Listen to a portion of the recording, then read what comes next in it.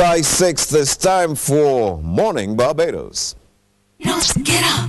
Good morning. Good morning, Barbados. Good morning. Good morning to you. Good morning. Morning, morning, morning. Good morning. Good morning to you. Good morning to you. How are you doing? As they say, top of the morning to you. Colin Cunningham with you, and this is Morning Barbados. The ladies are here. It's always a pleasure. So let's say good morning, first of all, to Cassandra. Good morning, Colin. Hey, how are you? I'm good. Good morning to you. Hopefully you're doing good as well. Not really. Bright-eyed and bushy-tailed, you're not good? Oh, Wednesdays, I don't like to wake up to the rain. Well, you should be happy just to be waking up, first of all. Well, of course I am, but, Yes. you know, then it's dampened, pun intended, by the rain. No, you need rain so you can eat food. Yeah, but Tuesday morning, that's okay. Thursday morning, fine, come on down. Saturday morning, ooh, I would sleep until midday. So, in the old days of Morning Barbados, Belle would say today's hump. Oh, day yeah. Because it's that difficult hump. So, are you having one of those? No, not really. Good morning, Katrina. Morning, Cassandra. How are you doing? Oh, you're here. I am here.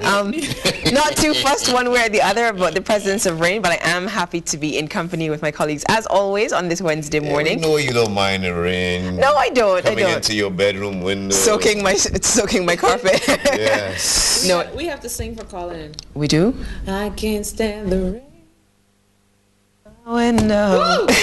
Yeah, a little something. But that's the thing about the rain, you know. I would prefer if it was a torrential shower and then stopped, or maybe even some sprinkles and then stopped. But what happens is that the road is so slippery because it's neither soaked nor is it dry. So that's an extra note of caution to all of you who will be making That's your way to something we work. should examine, though. The mix in the top of the road. Yeah? Get some scientists in there. Why is it so slippery? Because if it's just sprinkled, I mean, there's so much going on in between people who are waiting in traffic while their vehicles idling and little bits of maybe oil dripping on the road. Then that's what we should do. Pull in all the vehicles and test them for dripping oil.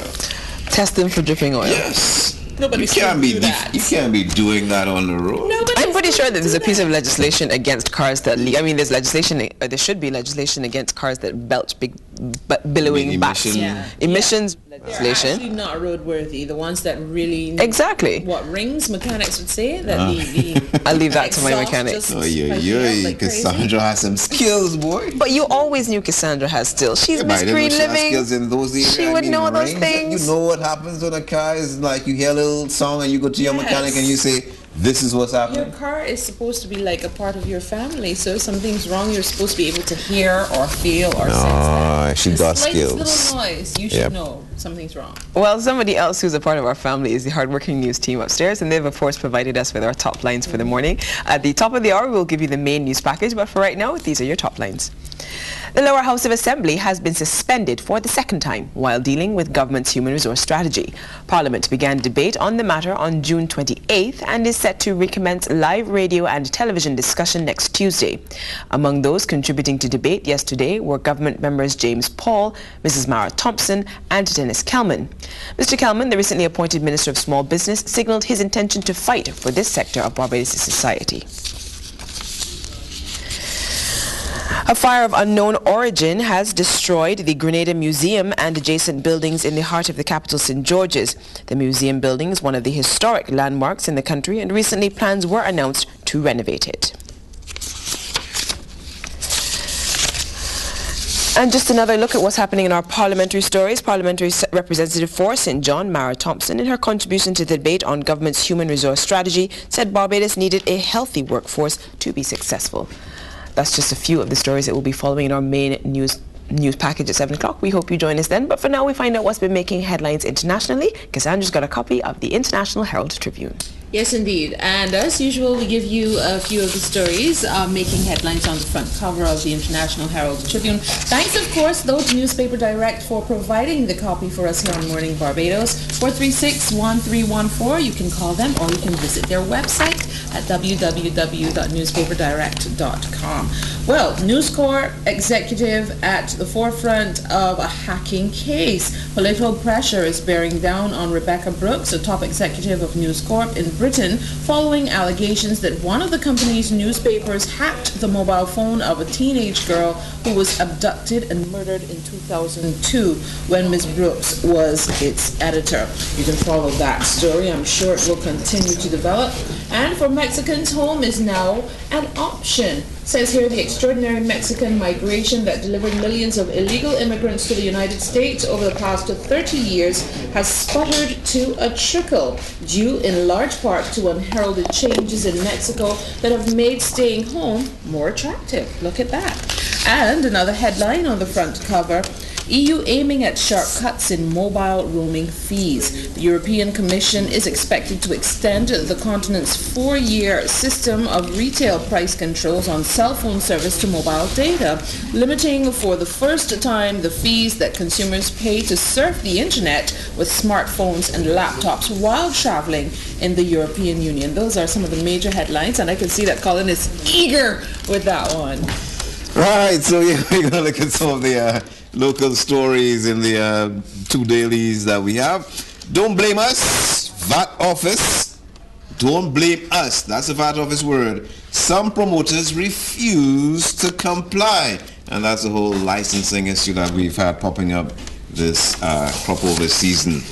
Welcome officer, ecstatic 9-year-old Atisha Justin greeting Constable Verdon Ford as he arrives at the summer camp at St. Leonard's Boys School. And look at that. I'm sure every policeman must be wishing that this is the sort of greeting they get when they look at that. Oh, officer, your uniform looks so neat. Nursing shift on the back for the first time in a very long time. There are more Barbadian nurses than foreign nurses working at the Queen Elizabeth Hospital.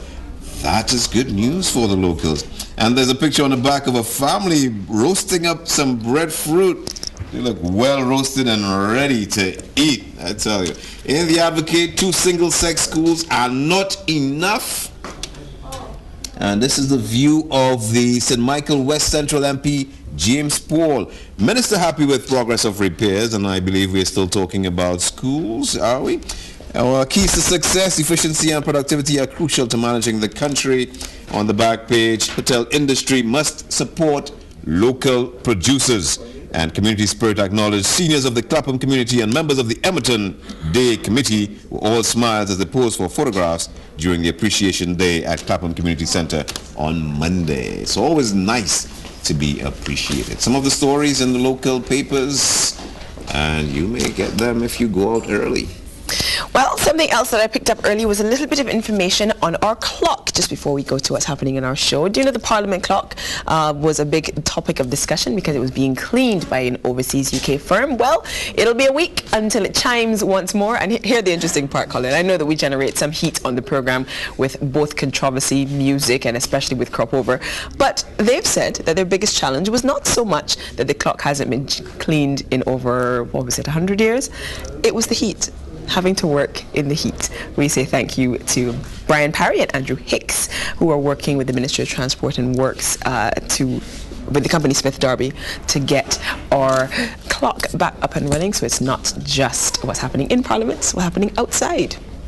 Yeah, I hope that clock chimes really loud so that, the people inside can hear it and know that it's time to do the people's business. We've got some business to deal with too on the program, and we have a taste of Kadooment coming up. I always look forward to that segment. I hope you're looking forward to it too, as well as the rest of Barbados. Dr. on the line is also here. It's Wednesday. Don't go anywhere. We'll be right back. Barbados, good morning.